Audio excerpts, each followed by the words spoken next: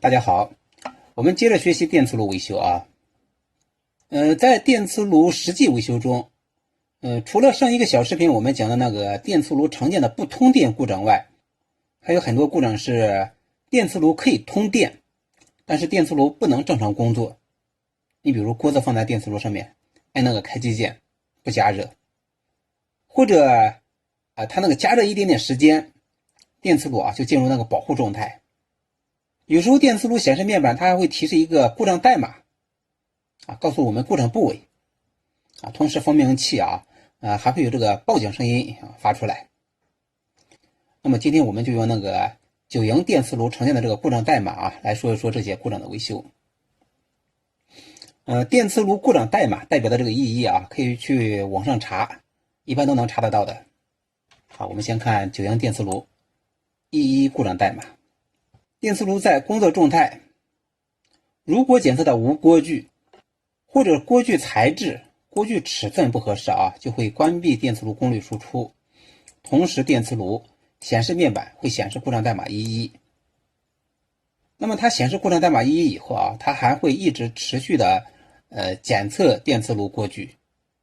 那么如果这个锅具检测信号1分钟内一直持续异常，那么电磁炉报警1分钟，然后自动关机。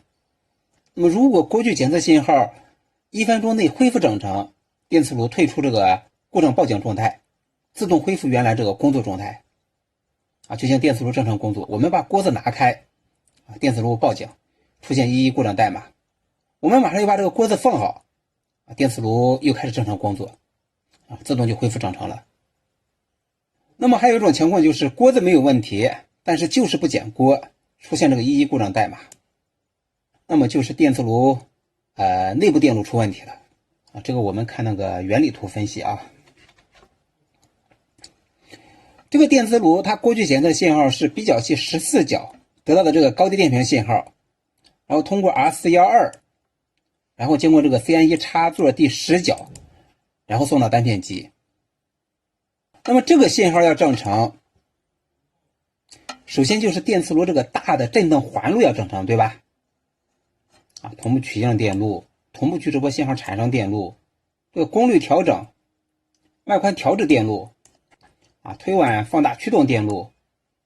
功率管、LC 谐振电路，这些都要正常。这个系统这个振动系统其中有一部分不正常，那么这个锅具检测信号它就不可能正常输出。你比如这个主回路问题就说300伏供电出问题了，那么它这个肯定也不会正常工作，对吧？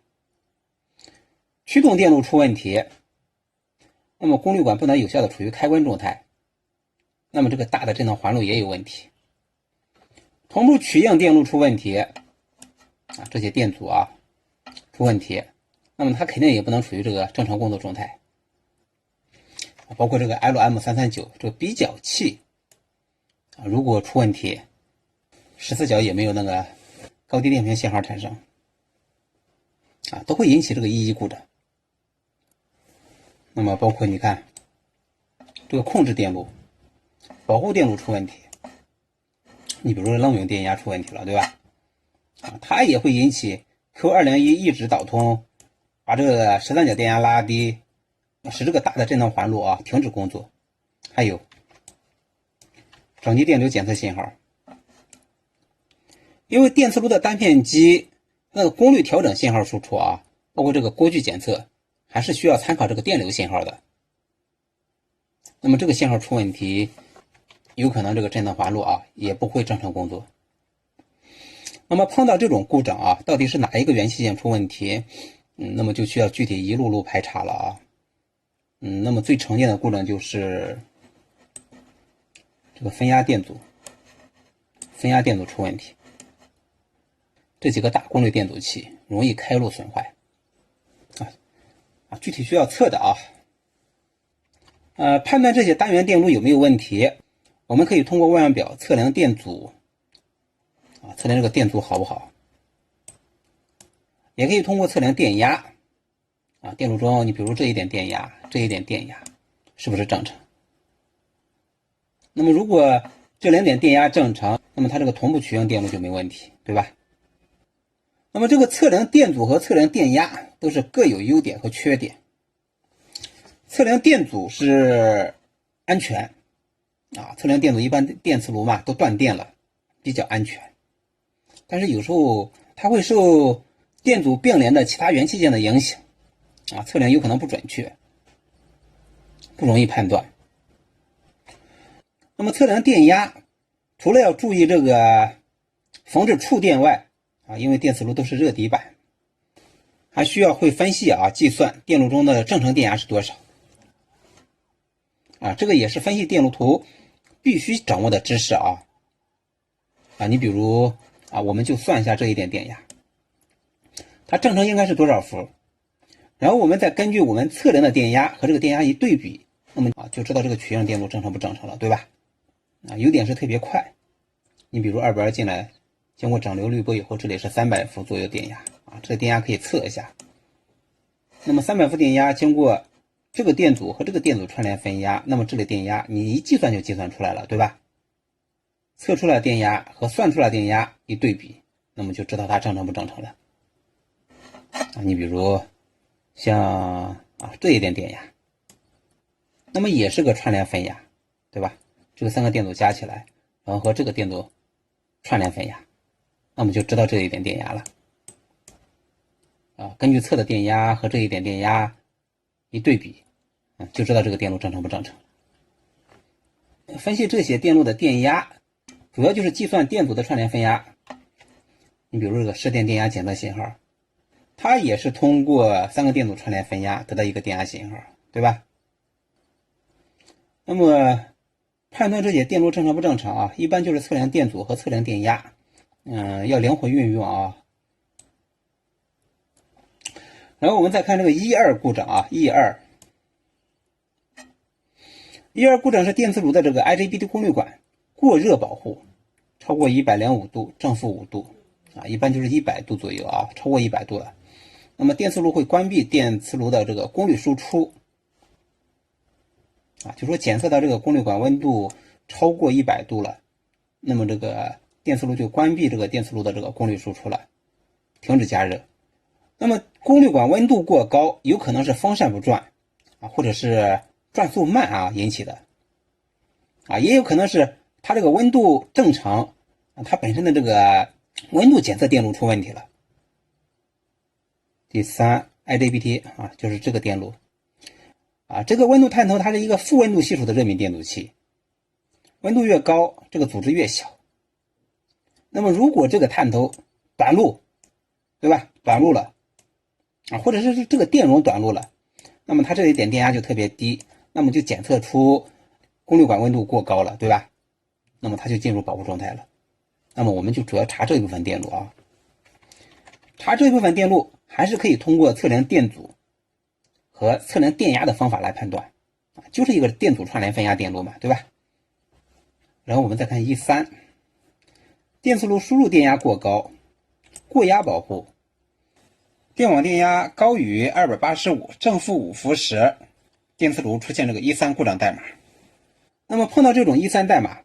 要么就是输入电压真的过高，要么就是电压取样电路有问题了，对吧？那么你就找到电磁炉那个电压取样电路还是这个信号示电电压检测信号就是电阻串联分压。你测一下这个电压和这个计算的电压对比，那么就知道它这个电路正常不正常了一般像这2个电阻也比较容易坏，这也是2个大功率电阻器就像板子上这种电阻都是比较容易坏的电阻器具体是哪一个可以结合电路分析这是1、3输入电压过高保护。我们再看1、4，电磁炉如果输入电压过低，它会欠压保护，那么会是1、4故障代码就是电网电压低于100正负5伏和前面那个1、3故障代码一样那么1、3、1、4故障代码在这个电压恢复正常以后，它会自动退出这个报警状态，电磁炉恢复原来的这个正常工作。然后我们再看这个电磁炉1、5故障1、6故障15故障是陶瓷面板检测温度过低保护，16故障是陶瓷面板检测温度过高保护，就是防干烧保护。你看到这个炉面嘛，这个插座啊，就是插那个陶瓷面板检测那个温度探头的啊。我们还是看线路板啊，就是这个第4炉面温度检测信号，然后它是这一部分电路，那么也是一个串联分压电路，它是5伏经过这个热敏电阻器，再通过这个电阻到地啊，构成的串联分压电路。那么如果这个电阻短路，那么是不是它分压的电压特别高，那么检测到温度就特别高呀？那么就刚刚就是我们的那个检测的那个防干烧保护。那么如果这个电阻开路，那么这个电压是不是特别低呀？它还是一个很简单的串联分压电路。所以啊，这个分析电路图，这个电阻的串联分压计算一定要掌握它啊，一定要掌握啊。就是这个电磁炉检测的这种温度保护啊，15、16，包括刚刚前面的那个12，就是检测到温度不正常啊，然后进入保护状态啊。电磁炉它不会自动恢复，需要手动关闭电磁炉才能退出这个报警状态，这个注意一下。然后我们再看17，电磁炉线圈盘温度过高保护。大多数电磁炉都没有这个线圈盘温度检测电阻器啊，这个我们知道就行啊。检修方法和那个一样的啊。然后9元电磁炉18故障保护代码。电磁炉啊，我写了2个电磁炉啊。电磁炉按键误动作保护啊，你比如那个按键按下去它弹不上来，或者是那个按键漏电短路了，它就会跳出这个18故障代码。那么除了这个按键漏电，有时候那个发光二极管漏电啊，显示控制面板那个发光二极管漏电，或者是那个数码显示那个数码管性能不良啊，也会引起那个18故障。有的电磁炉它这个按键漏电，发光二极管坏，或者是数码管性能不良啊，电磁炉就根本不能开机，你按那个按键啊都不能启动啊，就按按键没有反应啊，这是18故障。还有9元电磁炉10故障，它是提示电磁炉内部电路板故障，电磁炉无法正常工作时报10故障代码啊，你可以照着那个11故障维修啊，板子上都要查了啊，一个一个排除，对吧？啊，一般性维修的话，就是先测300伏、5伏、18伏电压正常不正常，然后再测别的电压。